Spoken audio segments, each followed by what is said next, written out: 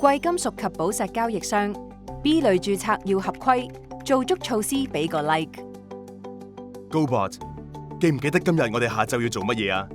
記得，我哋去做合規巡查，睇下 B 類註冊人有冇跟足要求執行打擊洗錢及恐怖分子資金籌集嘅措施啊嘛。好醒目喎，咁準備好就出發啦。你好啊，請問有咩可以幫到你？你好，我係海關貴金屬及寶石交易商監理科嘅關 Sir。我哋早前已經同你哋董事兼合規主任陳生約好咗，請問陳生喺唔喺度？老闆佢行開咗喎，請問你哋係嚟做巡查？係啊，我哋係根據香港法例第615章《打擊洗錢及恐怖分子資金籌集條例》第9條嚟進行合規巡查。關 Sir 你好啊，我係陳生啊，請過嚟呢邊啊。關 Sir， 你睇佢哋喺展示註冊證明書方面做得好好，已經喺鋪頭當眼處展示咗。關 Sir， 我哋都知道要喺公司網頁同社交媒體專頁展示註冊人嘅名稱同二維碼或註冊號碼，我哋都做足晒㗎。除此之外，我哋今日仲要睇下你哋作為 B 類註冊人喺進行12萬或以上現金交易時，你哋做嘅相關措施係咪符合規定？冇問題啊！我哋之前收到你哋封信，已經執好晒你哋要嘅文件㗎啦。關 Sir， 呢啲就係我哋嘅交易記錄、客戶嘅身份證明文件副本、公司客戶資料同埋相關嘅篩查記錄，你哋可以慢慢對清楚。真係做得唔錯喎，有晒買家嘅資料記錄。咦？但係點解淨係得銷售記錄嘅？你哋入貨嗰啲發票或者收據呢？定係你哋入貨嘅時候唔會用到現金？乜原來入貨俾錢供應商都要做客戶盡職審查嘅咩？我以為淨係賣嘢俾客人先要做呢啲記錄啫。其實唔止噶，或者等我再講解多一次啦。B 類註冊人喺進行指明現金交易嘅時候，即係總額為12萬或以上港元嘅現金交易，不論係收取現金，抑或係支付現金，都係需要遵守打擊洗錢及恐怖分子資金籌集條例附表2嘅規定，包括進行客戶盡職審查、備存相關記錄等措施。換言之，當你哋同行家、供應商買啲黃金翻嚟做首飾，又或者會有啲 walk-in 客將自己啲金粒、首飾變賣俾你哋，即係你哋俗稱嘅收金業務。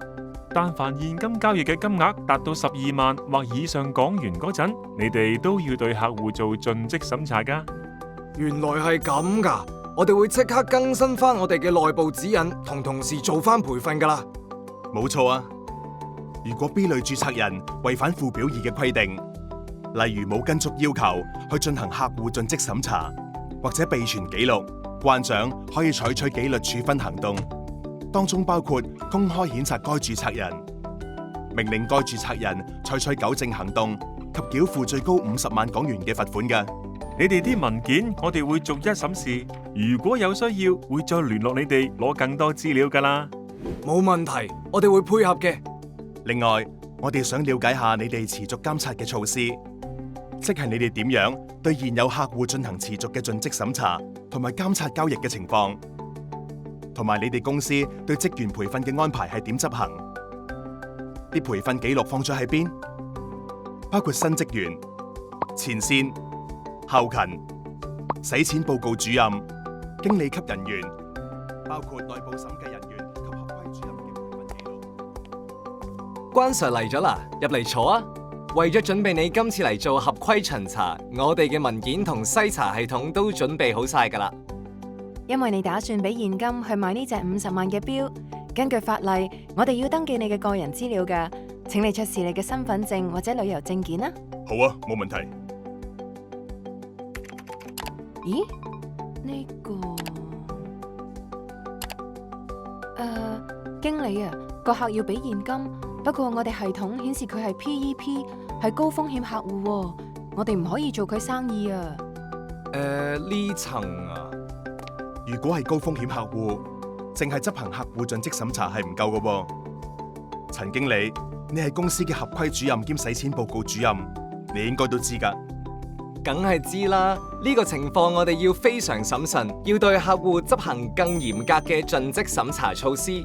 做唔做呢單交易嘅決定係一定要問準老闆先㗎，一定唔可以輕率。啱啦，好似呢個情況咁，同呢個高風險客戶建立業務關係或者交易之前，就要執行更嚴格嘅盡職審查措施。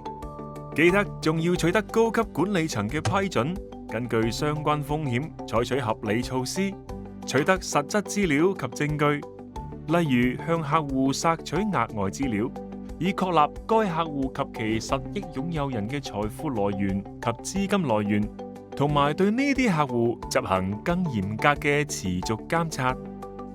明白晒，呢啲更嚴格嘅盡職審查措施所拎翻嚟嘅資料記錄，我哋都會跟法例要求備存清楚。經理啊，唔好意思啊，原來我頭先打錯客人個名，我再試多次啊。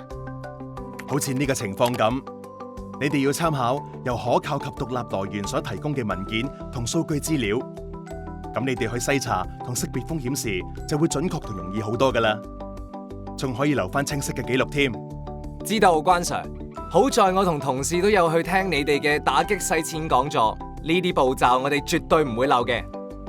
如果你哋真係遇到可疑嘅客戶，懷疑佢哋嘅資金可能係黑錢或者係恐怖分子財產，你哋要向聯合財富情報組報告㗎。係啊，關 Sir，呢 part 我都有寫咗喺我哋嗰份打擊洗錢及恐怖分子資金籌集政策度㗎啦。好啊，咁不如就睇咗你哋嘅打擊洗錢政策先啦。我哋嘅政策因應不同情況而詳細分咗好多部分嘅。例如機構同客戶層面嘅風險評估，點樣識別可疑交易，委任洗錢報告主任，同埋內部。如果想了解更多詳情，可以瀏覽香港海關嘅網頁，睇返我哋嘅打擊洗錢及恐怖分子資金籌集指引同相關影片。拜拜。